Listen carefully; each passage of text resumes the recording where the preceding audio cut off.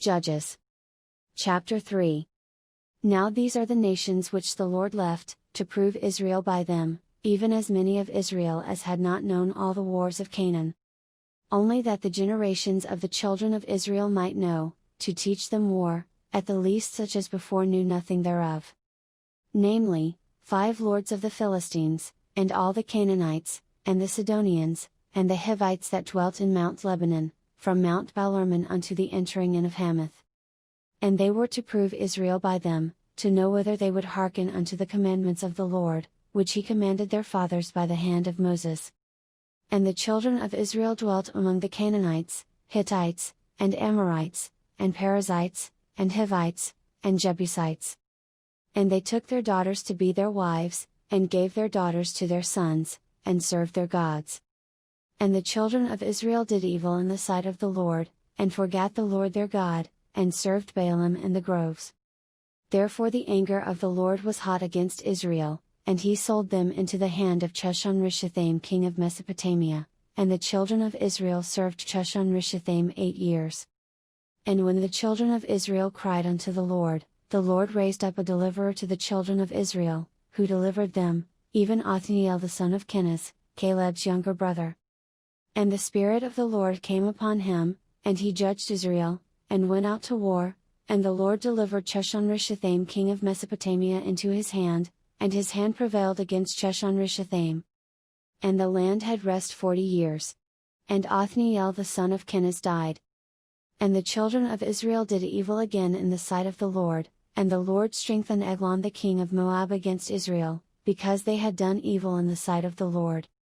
And he gathered unto him the children of Ammon and Amalek, and went and smote Israel, and possessed the city of palm trees. So the children of Israel served Eglon the king of Moab 18 years. But when the children of Israel cried unto the Lord raised them up a deliverer, Ehud the son of Jerah, a Benjamite, a man left-handed, and by him the children of Israel sent a present unto Eglon the king of Moab. But Ehud made him a dagger which had 2 edges, of a cubit length, and he did gird it under his raiment upon his right thigh. And he brought the present unto Eglon king of Moab, and Eglon was a very fat man. And when he had made an end to offer the present, he sent away the people that bare the present. But he himself turned again from the quarries that were by Gilgal, and said, I have a secret errand unto thee, O king, who said, Keep silence. And all that stood by him went out from him.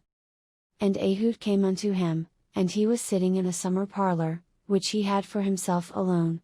And Ehud said, I have a message from God unto thee. And he arose out of his seat. And Ehud put forth his left hand, and took the dagger from his right thigh, and thrust it into his belly. And the haft also went in after the blade, and the fat closed upon the blade, so that he could not draw the dagger out of his belly, and the dirt came out. Then Ehud went forth through the porch, and shut the doors of the parlor upon him, and locked them.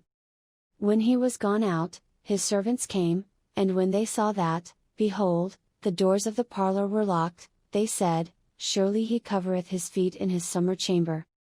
And they tarried till they were ashamed, and, behold, he opened not the doors of the parlor, therefore they took a key, and opened them, and, behold, their lord was fallen down dead on the earth.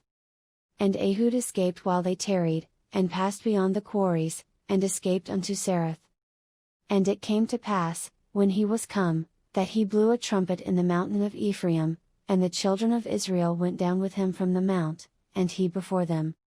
And he said unto them, Follow after me, for the Lord hath delivered your enemies the Moabites into your hand. And they went down after him, and took the fords of Jordan toward Moab, and suffered not a man to pass over. And they slew of Moab at that time about 10,000 men, all lusty, and all men of valor, and there escaped not a man. So Moab was subdued that day under the hand of Israel. And the land had rest 80 years. And after him was Shamgar the son of Anath, which slew of the Philistines 600 men with an ox goad, and he also delivered Israel.